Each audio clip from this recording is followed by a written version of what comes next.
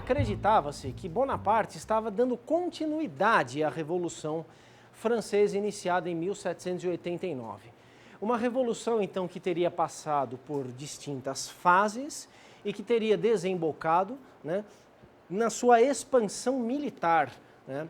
Uma expansão, enfim, que já tinha algumas manifestações importantes no final do século XVIII, mas que começaria para valer, no olhar da época, de muita gente da época, com o Império Francês de 1804. A Península Ibérica ofereceu grande resistência aos intentos de hegemonia da parte do Império Napoleônico. Bem, Portugal só quebra sua neutralidade em novembro de 1807 e uma parte do gabinete português era favorável a uma aliança com a França. Isso é uma leitura de geopolítica do momento, né? A gente diz, mas não tinha lá o Tratado de Methuen de 1707? Acho que é 1707 ou 1703. 1703. O Tratado de Methuen, o famoso Tratado de Panos e Vinhos. Pronto, já não está feita a aliança Inglaterra-Portugal, é uma tendência, repito, reforçada ao longo do século XVIII e já esboçada desde a independência portuguesa de 1640. É uma tendência. Mas naquele momento, em 1807, a França é mais poderosa do que a Grã-Bretanha, né? Aparentemente. A pressão, então, é intensa. Portugal, sendo uma potência secundária, não consegue manter essa neutralidade. Decide pela quebra, então, alinhando-se à Grã-Bretanha. Só que a Grã-Bretanha, caso obtenha uma resposta negativa, pode atacar Portugal. Essa é uma leitura de momento, é uma leitura dramática que impõe uma decisão, então. Seremos atacados pela França, como já fomos, ou seremos atacados pela Grã-Bretanha? Porque país fraco, potência fraca, é assim, não consegue segurar o rojão. Quebra a neutralidade e arrisca. A transferência da corte para o Brasil, então, só pode se dar sob proteção da Armada Britânica. Embora a Grã-Bretanha seja muito mais ostensiva nos mares europeus, no Oceano Atlântico, do que a França, repito, que é uma potência em expansão terrestre desde a derrota de Trafalgar em 1805. A proteção britânica, então, é condição sine qua non para essa quebra de neutralidade. Essa é uma decisão dramática, transferir a corte para o Brasil. O que visa essa decisão? Visa preservar o centro de unidade da monarquia. Porque esse centro, obviamente, ele tem uma base territorial, mas tem uma base territorial na prática, que é Lisboa, que é onde mora o rei, onde mora a família real. No caso não é o rei, é a rainha, o príncipe regente, sua esposa, né? Há uma base territorial.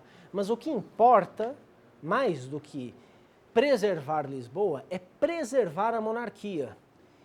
E se a família real se torna cativa dos franceses, como era a expectativa, né, a monarquia bragantina pode se desintegrar. Esse é o cálculo que é feito, então, às pressas, sob muita pressão.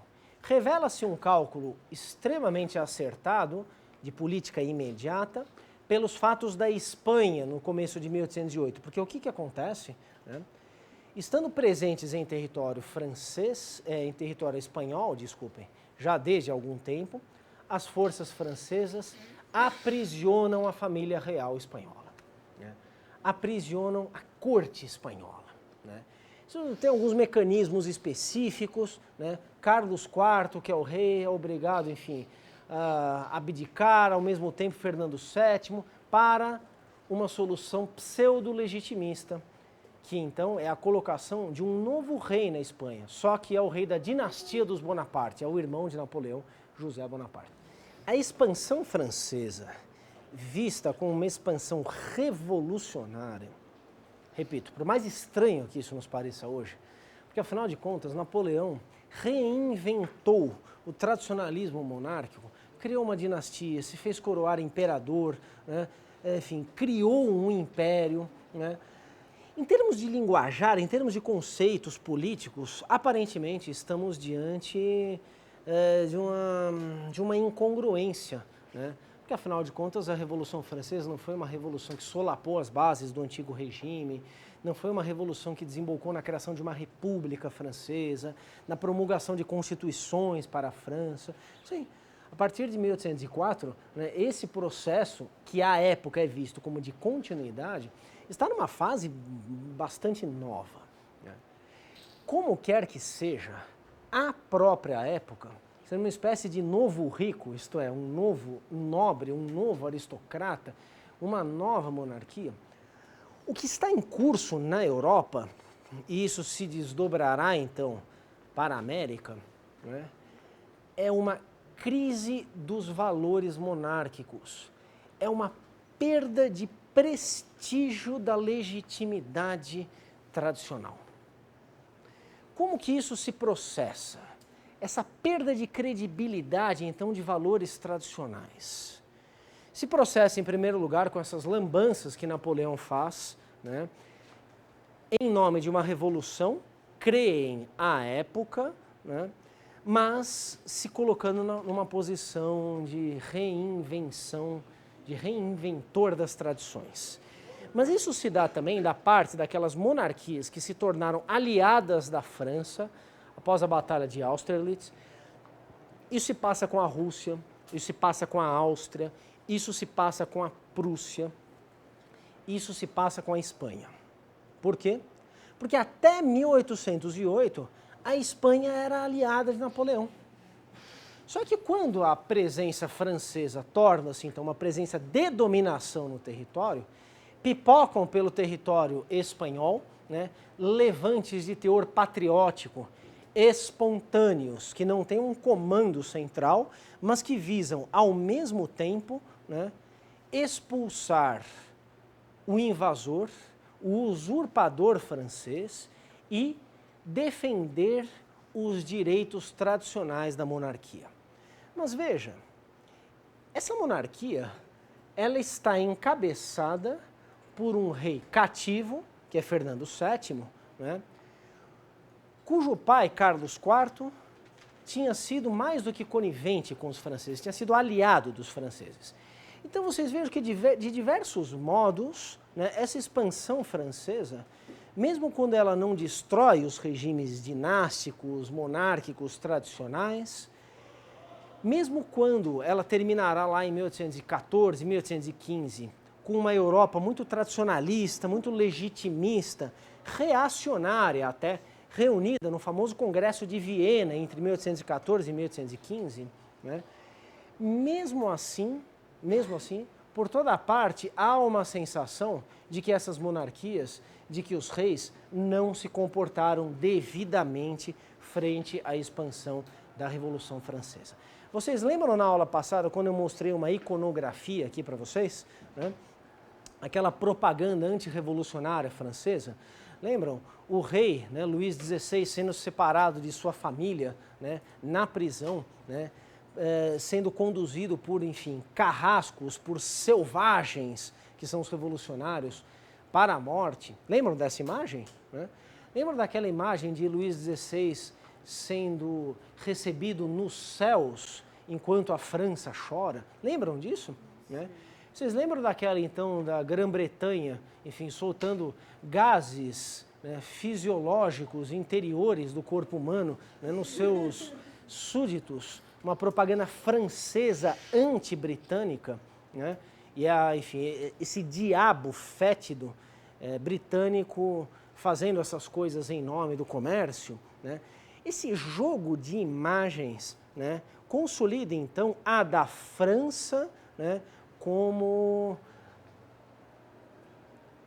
a do indesejado usurpador, a da tirania, a da anarquia, a do anticlericalismo, porque isso tem a ver, obviamente, com a conquista de Roma e a submissão, né, do Papa por Napoleão Bonaparte, né? Vou mostrar isso para vocês em algumas imagens aqui. Olha, eu vou mostrar para vocês primeiro algumas gravuras do Goya, né? Grande pintor espanhol do final do século XVIII e do começo do século XIX. Né? Essas gravuras têm várias séries, né? Tem a série dos Caprichos, né? Tem a série da Tauromaquia, né? E tem os Desastres da Guerra. feita por um pintor que era um observador arguto do seu tempo. E ele expressa, então, nessa sequência de gravuras, que são verdadeiras obras-primas aí da arte mundial, né, uma consciência crítica em relação à sociedade espanhola, que se relaciona diretamente, então, com uma crise de valores. Observemos, então, aqui, Dios la perdone y era su madre, é o que está escrito aqui. Né? O que nós temos aqui? Nós temos uma jovem, né, bonita, uma jovem, enfim, toda fresca, preparada para os prazeres da vida, né? Numa postura arrogante, numa postura presunçosa. Alguns enxergam nessa jovem a imagem de uma prostituta, inclusive. E uma pedinte do seu lado, que está pedindo então uma esmola, e era a mãe dela. E ela não mais reconhece a própria mãe, né? Obviamente uma crítica, então, a uma soberba, né, uma futilidade de uma sociedade que se comporta dessa maneira. Né? Olha lá, já têm assento, já tem lugar, né? Olha aí que beleza, né? As mulheres precisam tomar lugar nessa reunião, né? Uma reunião, enfim, moralmente condenável, e elas então tomam assento, só que elas colocam a cadeira na cabeça, né? Ao invés de colocarem onde elas devem estar. Né? É a sociedade invertendo seus valores, sem se dar conta disso. Né? Os homens ao fundo riem, essas mulheres não se deram conta de que a cadeira não é na cabeça, mas é embaixo. Acho que agora vem a minha preferida, de alto valor pedagógico, essa daqui, quer ver? Para nós, enfim, que somos professores, queremos ser professores, né? Quer dizer, eu sou professor, digo assim, né? Vocês aí, quem quiser ser professor e tal, podem ter esta imagem antológica do Goya, quer ver? Olha aí, ó. Né? Saberá mais que o discípulo? Né? Será que o professor sabe mais do que o discípulo? Né? O professor é um asno e o discípulo é um asno também. Né? Quem será que sabe mais? Né? Só que o mestre asno está com a palmatória aí, tá vendo? Né? E olha lá os outros discípulos, né? Os outros aluninhos, uns asninhos no fundo, tá vendo? Né? Oh, isso aqui é uma crítica pesadíssima à formação moral da juventude espanhola no começo do século XIX. Né? Tá chamando professores de burros, os discípulos de burros, sendo que os professores são piores do que os discípulos. Só uma brincadeirinha, viu, pessoal? Analogia com a gente aqui, tá? Só uma brincadeirinha. Não fiquem preocupados, não, tá? Ah, isso aqui é uma maravilha, hein? O sonho da razão produz monstros. Essa imagem eu acho maravilhosa. Né? O sujeito dorme. O sono liberta monstros. Né? Então vocês vejam morcegos, umas criaturas voadoras, sombrias, né? O sonho da razão produz monstros. Isso é absolutamente verossímil do ponto de vista de uma experiência pessoal. Vocês concordam com isso? Aquele momento que a gente começa a adormecer, começa a pensar besteira, né? Parece que a cabeça entra em curto-circuito. Né? Os momentos em que a razão declina. Né? Qual é a contrapartida do declínio da razão? Né? O aparecimento dos monstros.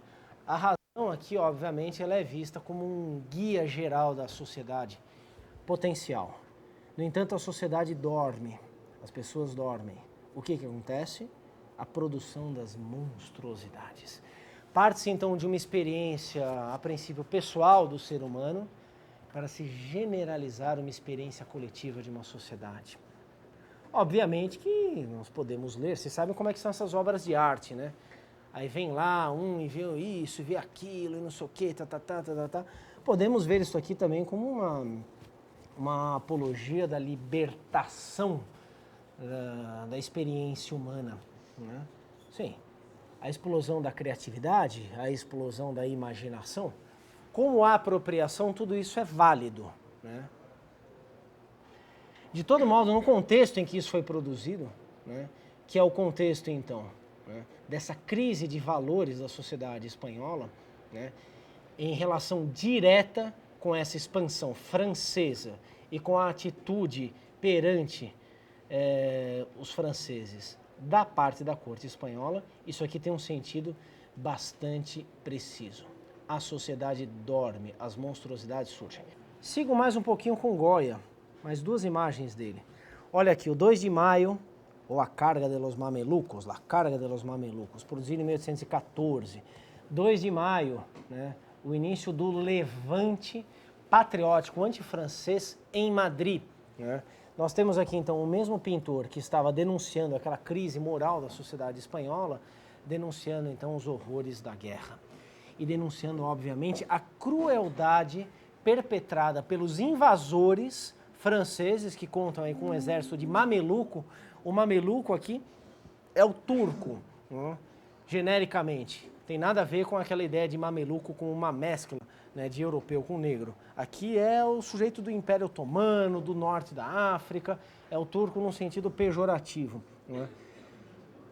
O exército francês contava com batalhões de mamelucos, e aqui eles estão então massacrando os patriotas espanhóis em Madrid em 2 de maio de 1808.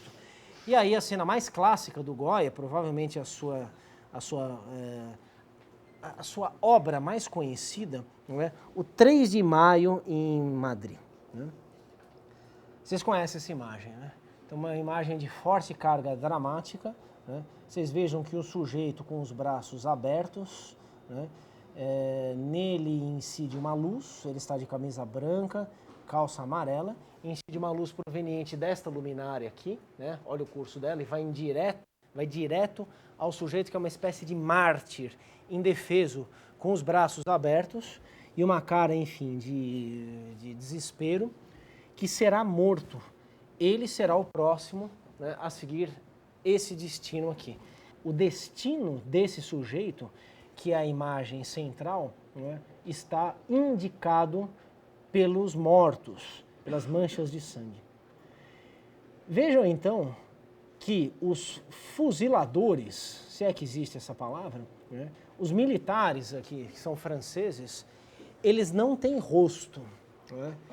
Essa é uma imagem clássica da repressão na história da arte, né? O opressor, né, o repressor, ele não tem rosto, ele não tem face, ele não tem identidade individual. Quem tem rosto, quem tem face, são as pessoas que estão sofrendo, né, nas mãos desses repressores. As outras sim têm rostos. Até mesmo o sujeito aqui do fundo tem rosto. Estes têm rosto. Olha o rosto desse, é muito expressivo, né? O morto tem rosto. Mas estes daqui não tem. Este tem rosto. Este aqui não tem rosto, obviamente, porque ele está materializando, está personificando o sentimento de estupor geral que essa imagem quer produzir, né? É a denúncia, então, da tirania dos franceses. É isso que nós estamos vendo aqui. Em meio, portanto, a essa difusão de imagens negativas em relação à França, em meio a esse jogo de propaganda e contra-propaganda revolucionária, contra-revolucionária, o jogo se define, então, tendo por dois principais protagonistas a Grã-Bretanha e a França. É aí que surge, então, essa decisão da política portuguesa de rumar para o Brasil, do gabinete português. Claro, essas imagens do Goya, essas últimas, elas foram produzidas depois. Mas nesse contexto, nós temos então uma crise de valores. Extremamente bem sucedida a curto prazo, a transferência da corte não será a médio e longo prazo. O que ela pretendia? Ela pretendia manter a integridade do império, né? Preservando então o eixo de gravitação da diversidade inerente ao império. Vocês sabem, o império colonial é toda diversidade. São territórios, são grupos sociais, são espaços de poder, né, diversos. Existem alguns eixos de uniformização disso daí, mas são poucos, embora sejam eficientes. Vocês lembram que eu disse isso naquela aula sobre a ideia de Brasil? A religião católica, isso tem que ser uniforme, embora com manifestações específicas. A religião católica e o fato dos portugueses serem súditos do mesmo rei, a integridade da monarquia e da dinastia. É para preservar esse segundo elemento, então, que a corte se instala no Rio de Janeiro, né? E consegue essa manutenção da unidade. O que ocorre com o Império Espanhol, então, poucos meses depois, né, isso assevera o acerto da medida. Por quê? O cativeiro da família real espanhola precipita levantes patrióticos na Espanha, que são também de formação de governos, que embora falem todos eles em nome do governo real impedido, são na prática governos independentes. Isso ocorrerá também na América Espanhola, a partir de 1809, com muita intensidade a partir de 1810. De início, então, os chamados processos de independência da América Espanhola não são de independência, né? São processos de formação de governos autônomos, de governos muitas vezes independentes, que falam em nome da legitimidade do monarca impedido, mas que na prática promovem uma fragmentação do poder político. Cada governo reclamando para si o direito de portar a autoridade daquele rei impedido. Na prática, repito, fragmentação do Império Espanhol. É isso que ocorre a partir de 1808 e 1809 e é isso que não ocorre com o Império Português. Por quê? Porque a corte está no Brasil. A corte está em algum lugar, ao passo que na Espanha ela está presa na cidade francesa de Baiona, né? É uma situação, então, oposta no curto prazo. A transferência da corte foi um sucesso, foi uma grande realização do ponto de vista dos seus objetivos.